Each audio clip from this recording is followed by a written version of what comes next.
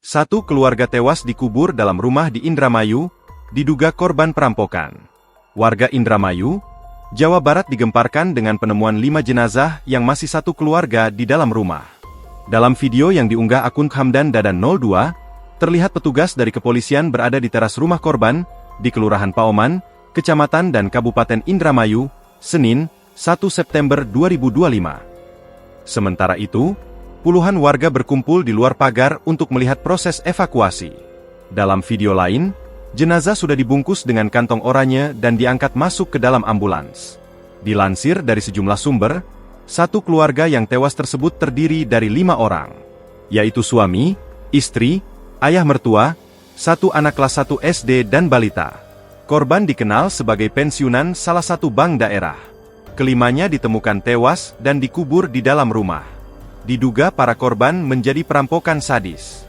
Penemuan ini bermula dari kekhawatiran Titin, keponakan almarhum, yang tak bisa menghubungi keluarga Sahroni sejak Sabtu, 30 Agustus 2025.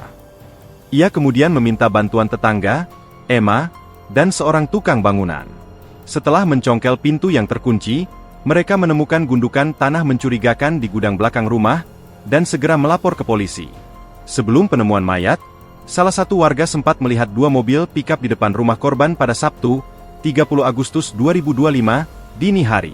Namun, warga tak mengetahui aktivitas yang terjadi saat itu. Keberadaan 2 pick-up itu dinilai warga cukup mencurigakan.